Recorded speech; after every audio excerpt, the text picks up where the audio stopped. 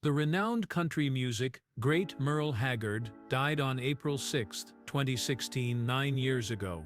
He left behind a legacy of timeless music and a life full of both setbacks and victories. Fans have conjectured about a number of facets of his personal life since his passing, most notably his protracted sickness and the thoughts he expressed in his last years.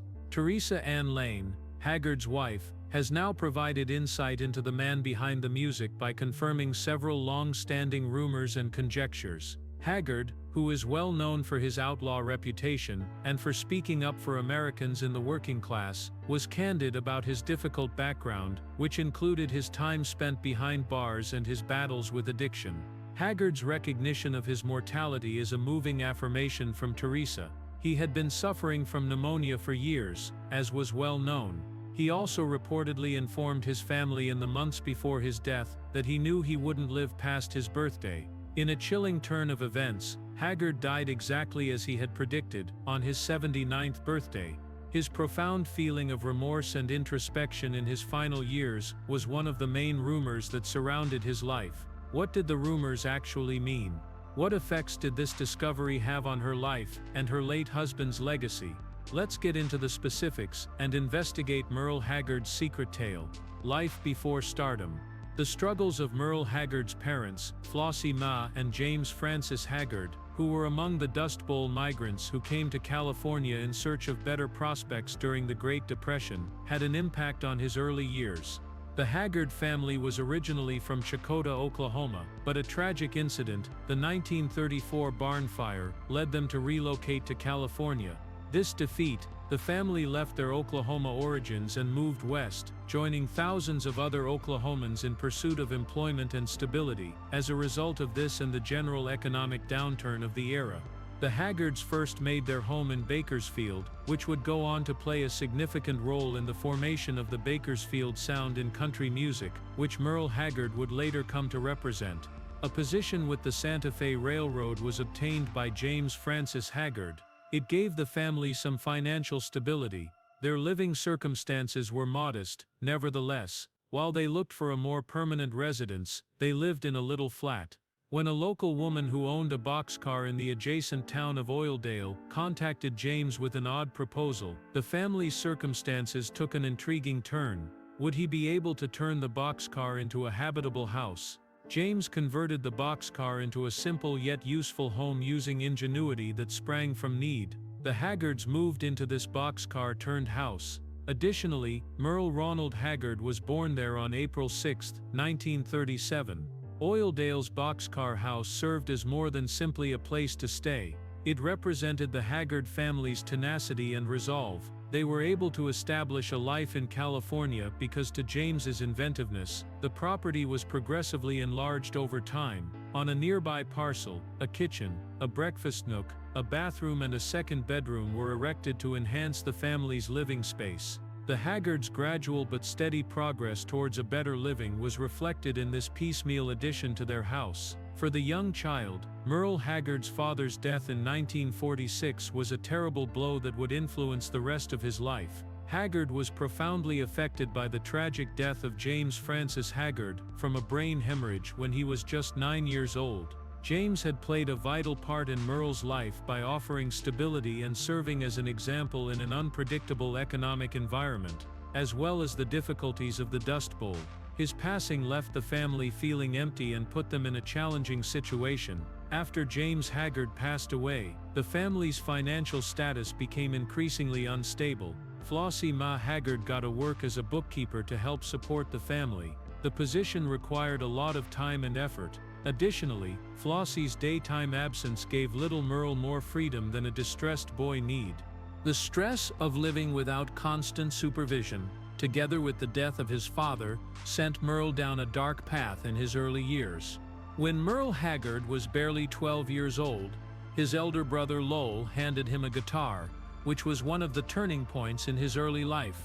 After his father passed away, Merle found that playing the guitar was an essential way to cope with his feelings of loss and bewilderment.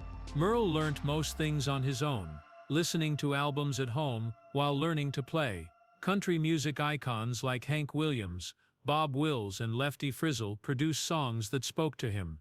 The young Haggard was greatly impacted by their sounds and tales, which helped to shape his musical approach. Haggard's ability to study independently in the absence of any instruction showed his innate skill and perseverance. After his father passed away, Haggard's behavior quickly deteriorated. Despite his discovery of music, he had trouble with discipline, authority, and school. Merle began acting out and doing increasingly serious delinquent acts, while his mother was away working long hours. In an effort to correct him, his mother put him to a juvenile prison facility for a weekend. She wished the encounter would frighten him into altering his behavior. Regretfully, the intended outcome of this brief spell was not achieved. Rather, it appeared to harden him even more, fostering a defiant nature that would pervade much of his early years. Haggard's illegal activity had escalated by the time he was 13. He was heading towards a life on the periphery of society, thieving and forging checks. He was dragged into trouble with no supervision or direction, since he lacked a solid father figure and his mother was frequently out at work. This time frame signaled the start of a string of legal troubles that would ultimately lead to a jail term in San Quentin, a phase that would later play a significant role in his life narrative and musical legacy. At the age of 13, Merle Haggard got into further significant difficulty in 1950 as a result of his rebellion and issues with authority. Haggard was placed in a juvenile jail facility after being caught shoplifting, continuing the trend of criminality that began 4 years prior after the loss of his father. This was the start of a string of run-ins with the law that would characterize a large portion of his adolescence and early adulthood. Even this encounter, though, didn't significantly change his behavior. Restlessness and a want for independence became more prevalent in Haggard's life, frequently showing up as criminal behavior and fleeing from home. In 1951, Haggard and his companion Bob Teague made the decision to flee their unstable surroundings by making their way to Texas. Haggard's desire for freedom and the wide road, which would later be recurring themes in his songwriting, was embodied by their journey. The two young lads had a fleeting sensation of independence as they hitched rides and boarded goods trains around the state. In essence, they were nomads, a way of life that would later serve as the basis for Haggard's beloved songs about the hardships of the working class and life on the go. Haggard and Teague eventually made their way back to California, but there were issues along the way. They were charged with a crime they didn't commit, robbery, and were later imprisoned. Being incarcerated for a crime they did not commit served as a sobering reminder of the inequities of living on the periphery of society. The lads weren't freed until the actual criminals were apprehended. Haggard was unfazed and unrepentant in spite of the incident. Instead of discouraging him from his wayward course, the experience appeared to strengthen it. Haggard ended up back in a juvenile correctional facility later that year. He and Teague fled the institution this time and made their way to Modesto, California. Haggard took up a number of odd jobs in Modesto to make ends meet, such as driving a potato truck, working as a short-order chef, pitching hay, and even doing dangerous work as an oil well shooter, which required setting off explosives to boost oil flow from wells. Haggard was exposed to the struggles of the working class through these physically taxing and sometimes low-paying professions, which gave him the inspiration for many of his songs. Additionally, Modesto was where Haggard began his musical career. He and his friend Bob Teague performed for the first time at the Fun Center, a local pub. Haggard received free beer and $5 for his performance. Even if it was a little beginning, this performance was the first step in his career. His early career was shaped by his experiences performing for tiny audiences, singing in clubs, and getting paid in cash and beverages. It also provided him with a moment's respite from the problems that hampered him. When Merle Haggard returned to Bakersfield in 1951 following his brief adventures in Texas and Modesto, his life took yet another tragic turn. His return home was a continuation of his problematic behavior rather than a new beginning. He was detained once more, this time for minor theft and truancy. He was given another stint because of his habit of disobedience to authority and involvement in small-time offenses, in a facility for juvenile confinement. This was a turning point in his early life, as his actions started to escalate into more serious criminal activity. Haggard was apprehended after breaking out of the juvenile detention center and taken to the Preston School of Industry, a high-security prison in Eone, California.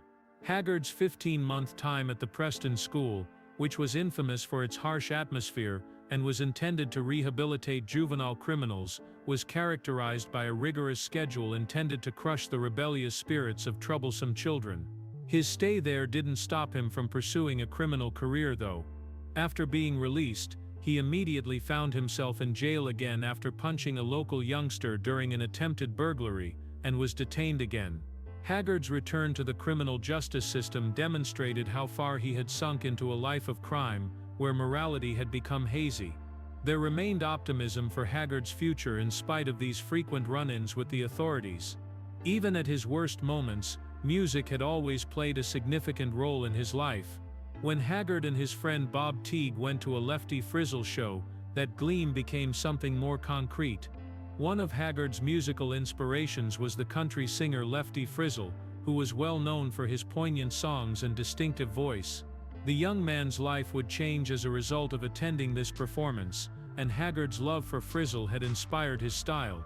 Backstage during the concert, Haggard started singing along to the music, which attracted Frizzle's notice. Frizzle made an unexpected demand since he was so captivated by what he had heard. He insisted on letting Haggard play before he took the stage. For the young Haggard, who had never performed in front of a huge crowd before, this was an incredible chance. He performed for the audience while feeling anxious. His performance was well received by the crowd, giving him a taste of the recognition and approval that had been lacking from his turbulent existence. It turned out to be a pivotal moment for Haggard. He understood for the first time that music may be more than a pastime or a means of escaping his problems. It could be a route to achievement. He so made the decision to make it his career. Haggard progressively established a reputation as a gifted and captivating singer by doing nightly shows at neighborhood bars and honky-tonks. Haggard found the ideal setting to hone his skill in the Bakersfield region, which was emerging as a hub for a new gritty brand of country music. After years of disobedient behavior and increasing criminal activities, Merle Haggard found himself at a turning point in his life in 1957. Haggard was married at this point, but his life was anything but secure.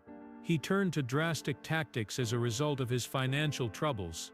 Haggard tried to steal a Bakersfield roadhouse that year in an effort to get out of his financial troubles. But when he was apprehended and taken into custody, his scheme swiftly fell apart. This incident was a pivotal moment in Haggard's life, laying the groundwork for the adversity and change that would ensue. Haggard was first taken to the Bakersfield prison following his conviction for the attempted robbery. His detention was just one more in a long string of legal run-ins, but this time there were far more serious repercussions. Haggard's annoyance and disobedience increased while he was incarcerated, and he made an escape attempt. His botched escape attempt only made his legal issues worse, and resulted in his transfer to San Quentin, one of the nation's most infamous prisons. Haggard was given prisoner number A45200 upon his arrival at San Quentin Prison on February 21, 1958. Northern California's San Quentin was notorious for its terrible living circumstances and was home to some of the state's most dangerous and seasoned offenders. It was a sobering experience for a young man like Haggard, who had already spent a large portion of his adolescence in various correctional facilities. His stay at San Quentin would have a significant influence on the rest of his life, as the reality of being in such a depressing setting started to weigh hard on him. Inside San Quentin, life was difficult. Haggard found it difficult to adapt to the strict routine and severe rules of prison life. He dealt with a number of emotional and personal difficulties at this time.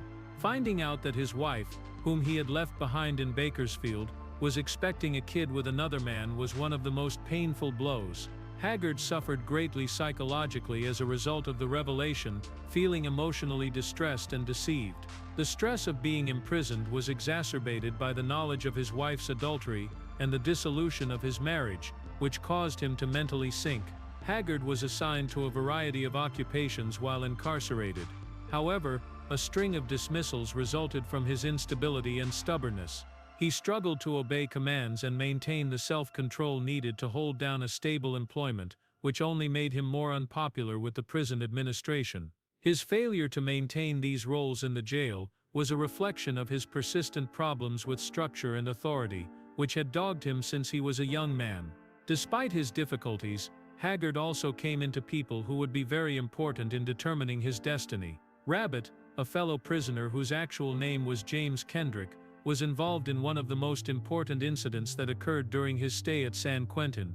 Rabbit had a lengthy history of violent crimes and was a legendary criminal who plotted an escape from jail. Desperate and disillusioned, Haggard contemplated accompanying Rabbit in the escape attempt. Wiser and more seasoned prisoners, however, cautioned him against it, stating that he may face much more severe punishment and possibly even lose his life if he escaped. For Haggard, this counsel was a watershed. Although the idea of breaking out was alluring, the cautions from his fellow prisoners made him reevaluate the course of his life. He may have realized for the first time that carrying on in this manner would only result in more pain and loss. An important turning point in Haggard's path to personal atonement was his choice to remain inside and complete his term, rather than try to break out. Another incident that would have a long effect on Haggard occurred during his time in San Quentin. Country music icon Johnny Cash had a performance in the penitentiary in 1958. The performance was one of Cash's many appearances in different prisons, which went on to become well known and were captured on albums such as In Folsom Prison and San Quentin. Haggard had an eye-opening experience when he saw Cash play. Haggard was motivated to change his life after witnessing a musician who had similarly had personal issues and run-ins with the authorities. The event sowed the germ of hope that maybe music may save his life as well. Even while his time in San Quentin had been challenging and full of psychological upheaval, it also gave him the clarity and drive to follow a different path, and by the time he was released on parole in 1960, Haggard had transformed. He was resolved to put his love of music first and abandon the life of crime that had characterized his early years. Haggard used his experiences to inform his music in the next years, creating songs that spoke to themes of adversity, grief, and redemption. A career in music. Merle Haggard accepted a position excavating ditches for his brother's electrical firm in 1960, after being released from San Quentin. Despite the difficult beginning, Haggard quickly got back into music and started recording with Bakersfield, California's Tally Records, a minor company. His early albums, such as Skid Row and Singing My Heart Out, received little recognition. He did, however, get his first break in 1962 when he heard Wynn Stewart's song Sing a Sad Song while performing at his show in Las Vegas. It became a small success once Haggard covered it. Haggard's rendition of Liz Anderson's My Friends Are Gonna Be Strangers peaked at number 10 in the country for the first time in 1963. His career was sparked by this achievement, which also resulted in a deal with Capitol Records. His first #1 single, I'm a Lonesome Fugitive, which was written by Liz and her husband Casey Anderson, was recorded in 1967. The song's themes of remorse and evading the law struck a chord with Haggard's own past and signaled the beginning of his ascent to fame as one of the most recognizable figures in country music. Merle Haggard's prosperous period began with the 1967 album Branded Man. He produced a handful of #1 singles by the late 1960s, including Sing Me Back Home and Mama Tried. His 1970 album, which paid homage to the world's greatest darn fiddle player, brought Western swing back to life and broadened his fan base. By 1966 he had 24 #1 hits under Capitol Records. Haggard had 12 additional top 10 songs between 1981 and 1985, including Natural High and My Favorite Memory. Haggard struggled financially throughout the 1990s as the advent of musicians like Randy Travis and George Strait caused his chart presence to fade. In 1988, Chill Factor's Twinkle Twinkle Lucky Star became his final #1 single. He joined Anti Records in 2000 and put out the critically acclaimed album If I Could Only Fly. In 2001 he released Roots Volume 1, his 2005 album Chicago Wind, which included the anti-Iraq war song America First, reflected on America's struggles and paid tribute to its troops. Merle Haggard's personal life, which included many marriages and a huge family, was just as turbulent as his musical career. Individual life. He had 5 different marriages, each with its own unique set of difficulties and tales. He married Leona Hobbs for the first time in 1956, and the two of them had 4 kids, Noel, Kelly, Marty and Dana. But because of the turbulent marriage they got divorced in 1964. Haggard wed singer Bonnie Owens, the ex-wife of another country music star Buck Owens, a year later. In Haggard's early career, Bonnie was crucial in helping him establish himself in the country music scene. She and Haggard co-wrote the song Today I Started Loving You Again, which was prompted by his unexpected return to love for her when he was on tour. They stayed close even after their divorce in 1978, and Bonnie sang backing for him until her passing in 2006. To further highlight their continuing relationship, she even served as the maid of honor during Haggard's 3rd wedding. Shortly after splitting from Bonnie, Haggard wed fellow country music artist Leona Williams in 1978, but in 1983, their marriage also ended in divorce. Haggard married Debbie Parrott 2 years later, but they also had a brief marriage. After the couple's 1991 divorce, Haggard finally found enduring friendship with Teresa Ann Lane, his 5th wife, in 1993. Together they have 2 kids, Ben and Janessa. By all accounts, this marriage lasted until Haggard's passing and was steady and content, giving him a sense of security in his senior years. Haggard had complex marriages and relationships throughout his life. However, several of his songs were also influenced by them.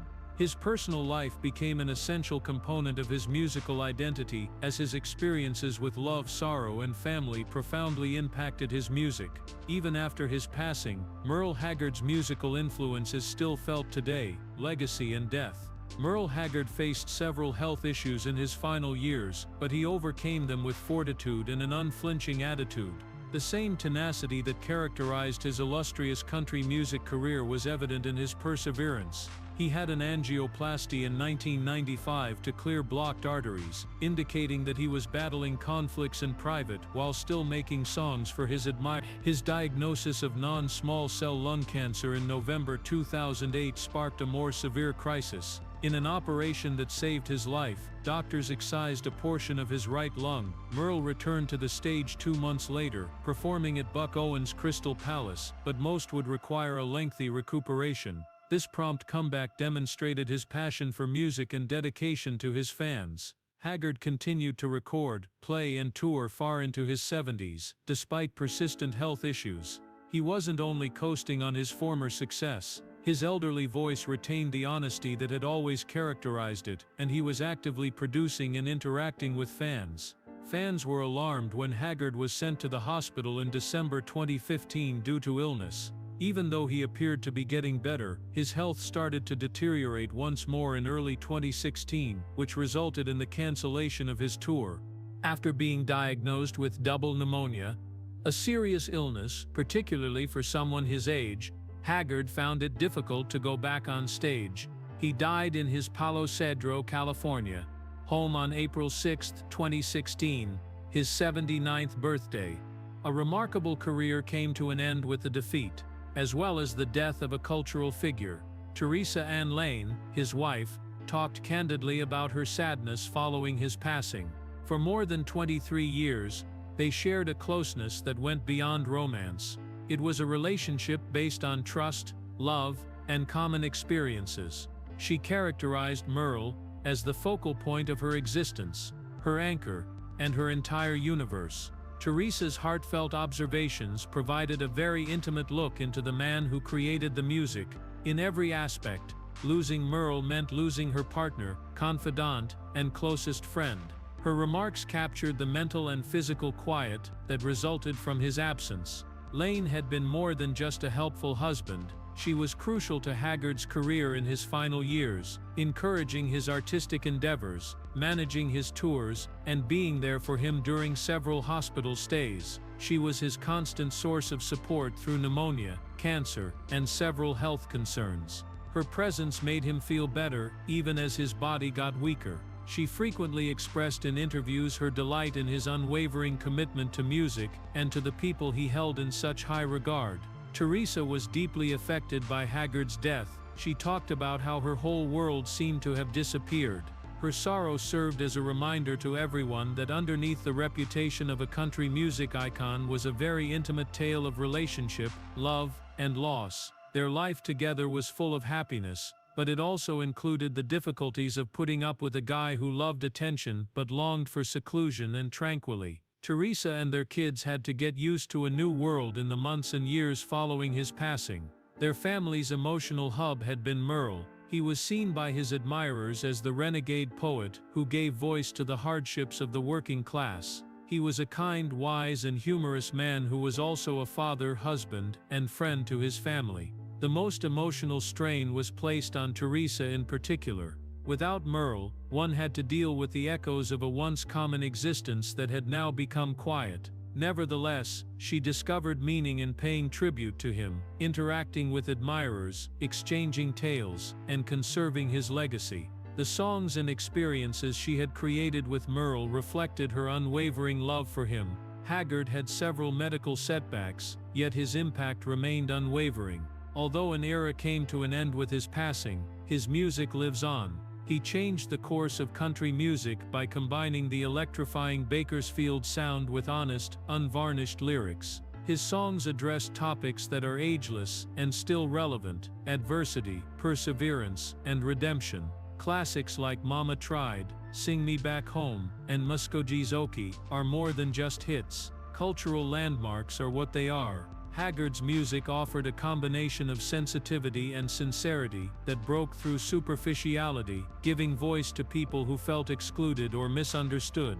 His comments, which were delivered with unwavering honesty, vividly depicted the challenges and victories of life. Haggard's legacy endures beyond his own catalog because to the musicians he influenced, he was regarded as a peer and an influence by legends such as Willie Nelson, Johnny Cash, and George Jones. He is frequently cited as a founding figure by contemporary country music artists who aim to imitate his storytelling and genuineness. His legacy is preserved through tributes, documentaries, and cover versions. His reputation as one of the most important personalities in the genre is cemented by the ongoing analysis, celebration, and sharing of his work.